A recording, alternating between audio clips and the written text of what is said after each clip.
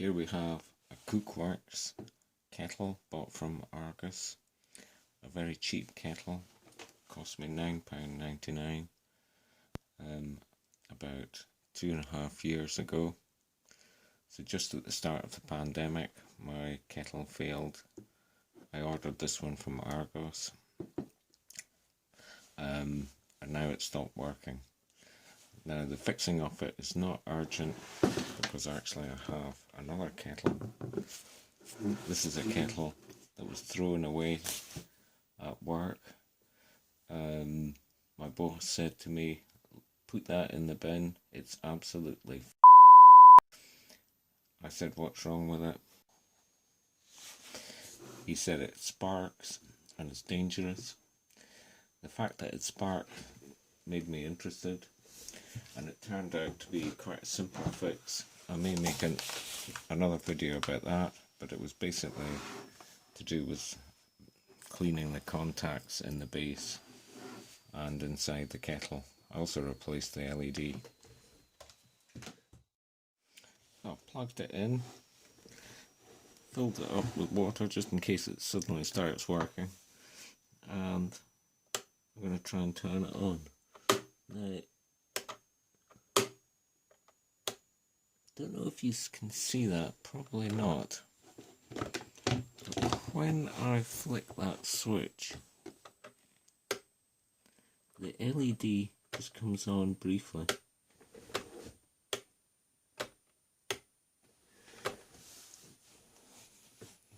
So what I want to do now is determine whether the element is gone or whether there's a problem with the switch.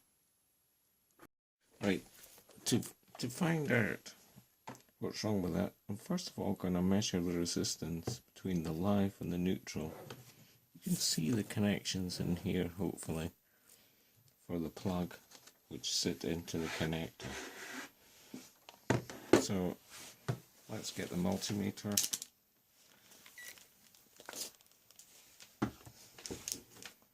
Here we go. I've got it set to resistance.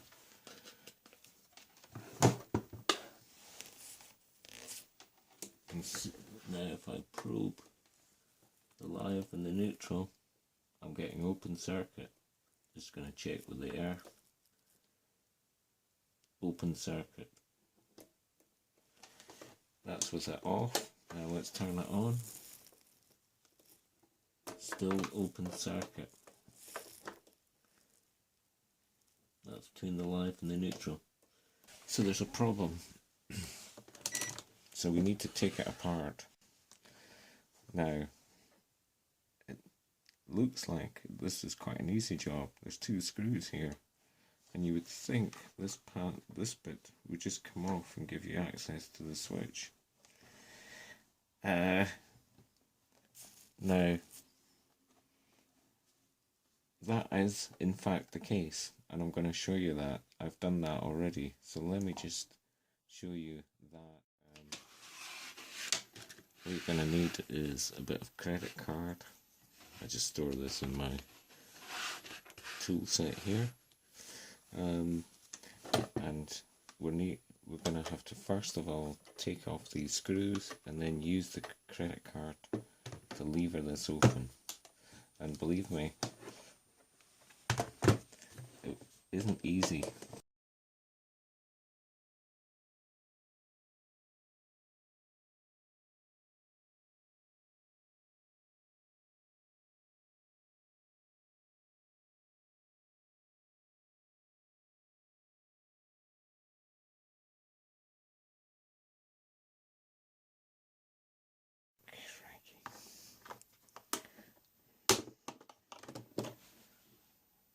And it's off. It's out breaking it as well, amazingly enough. So now we've got into it.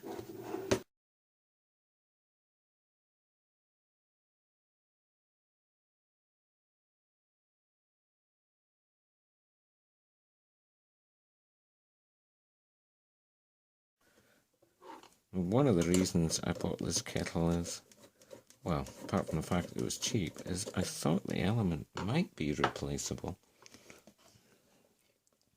gone are the days when you could just walk into a hardware store and get a replacement element for your kettle. Yeah, but don't tell me I'm going to have to take the whole kettle apart.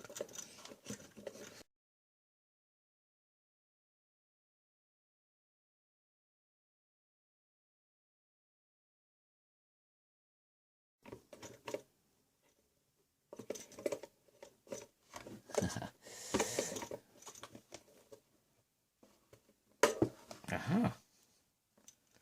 The whole thing's come out. Right, there we go. The switch mechanism. Oh, we can see a little bit of thermal paste here. So this must be the thing that triggers the steam switch, I think. Oh, there's another one here. I wonder why there's two. Ah, that might be a thermal cutout.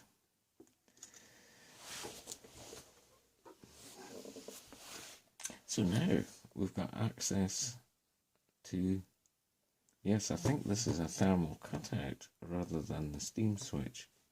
The steam switch is this thing here, which goes up and gets steam from up in here. There's a vent. Don't know if you can see that, probably not. There's a vent that comes down here, and that's going to be pushing steam and hot air over this part, which is the switch. But now what we can do is directly test the element, see if it's okay. Right, I've got this set up, so I've got a couple of leads attached onto my multimeter. So let's turn it on, put it onto resistance. Aha, 25.8 ohms. So that would suggest the element's still okay. So it must be something to do with the switch then. Right, here we go. I've wired up a connection to the live and neutral again. So I'm expecting this is not going to work. So put the meter into continuity, and then I'll put it into the, yeah, there, the continuity. So it should beep if the lead's touched. So for example, that's going to beep. That's going to beep when there's continuity. So let's try simulating. Oh, wait a minute now. So that should be on.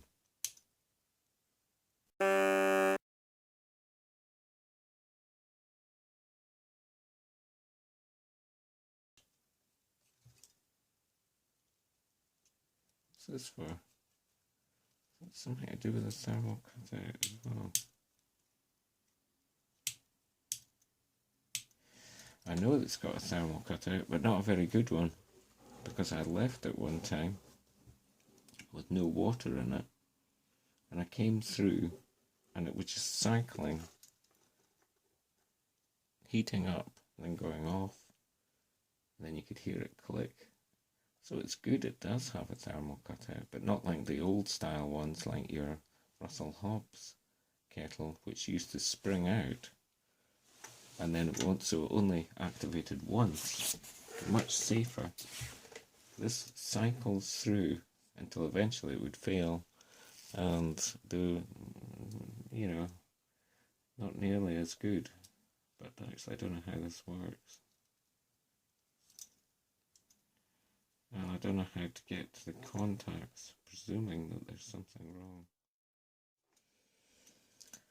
Well, one thing is it's got a part number on it, Strix R9275, 10 amps, S948-7H. Well, tempted to try and go and lever this out. There's going to be all sorts of bits and springs come flying out. There's a spring here. I think there's a spring here as well. This, I think, is the thermal cutout here. When that part springs the other way, it's going to knock that little switch down. So that's some kind of thermal cutout, I think. What this is, I don't know. You can see that it's sort of half out. I mean, should I try and lever that out? I know what's going to happen.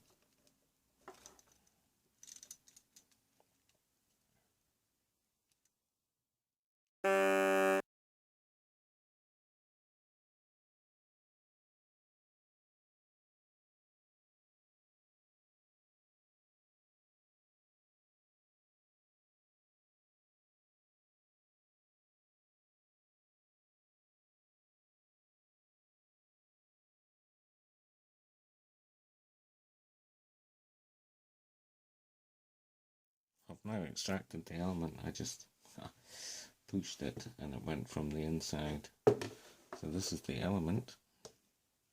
So if you wanted to replace just the element, if you could source one of these, unfortunately it doesn't have any kind of product marking on it. So what's the chances of you being able to find one of these? Completely misunderstood how this switch works. These contacts here are not the switch. These are the contacts that hit against the element here and make the live and neutral connections. So the way I was testing the switch is wrong. The main switch part is here, which might be difficult to see, but I'll try and show you. So there's a small plastic white part here which moves in and out. It's very difficult to see.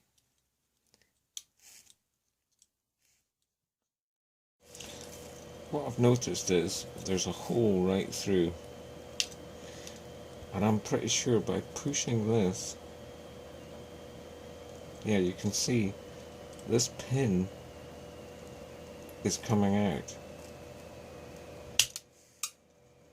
There you go. It's now out.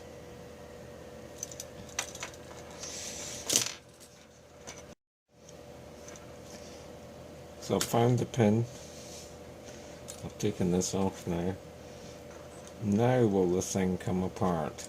Yes. So that's what was holding it together. Ah, so now, great, we've got access to the whole thing, and now there's a chance we can repair this. This part, I now know, is actually a thermal type fuse, and it's like a last resort. The thing has got, it's got quite a lot of safety built into it. That's my heater going off, thank goodness. So, yeah, this part is a thermal fuse which comes through that hole, sits in here, and when that melts, it will make sure that the contact is broken by springing out that spring and breaking the contact. It's quite clever. There's a lot of safety features in these.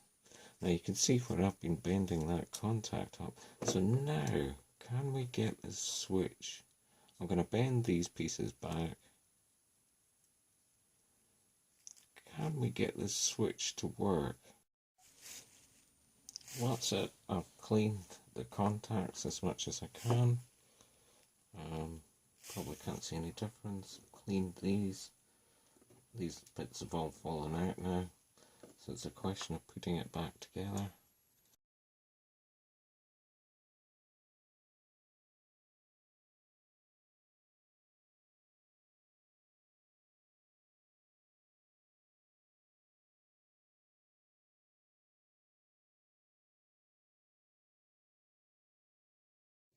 Now I've just decided that I'm going to push it in with the pliers.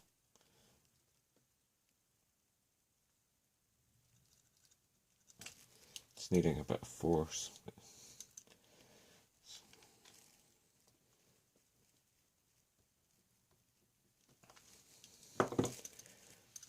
That's it. I can see there's, where I was bending that out, I've bent the plastic. That's really bad. That's maybe why, you know, when I was trying to get it apart, you can see there's a bend in it now.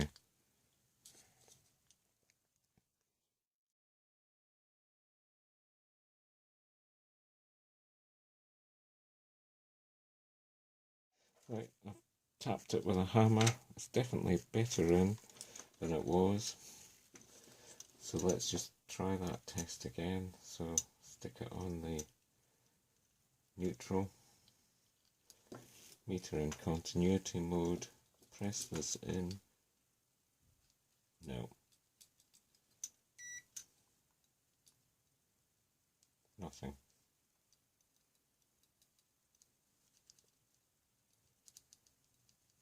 Nothing at all. So I don't think it's going to work.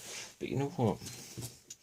The only other thing is that when it's screwed in, it's going to be pressed together. And it's just possible it might work when it's all together. So I'm going to put it all together and see if it works.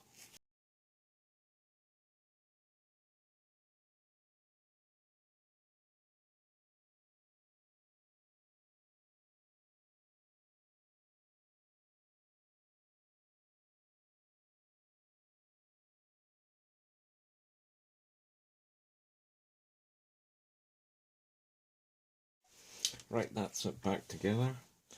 I've optimistically put some water in it. So now, time to plug it in. Do you think it's going to work? I don't. Here we go. Plugged in. No.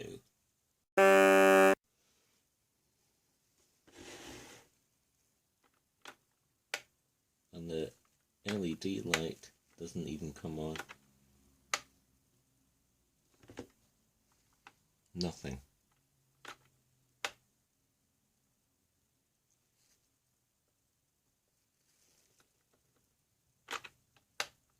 No. Doesn't work. Anyway, hope you learned how to take the kettle apart and there was some use in this for somebody trying to repair one of these in the future. Thanks.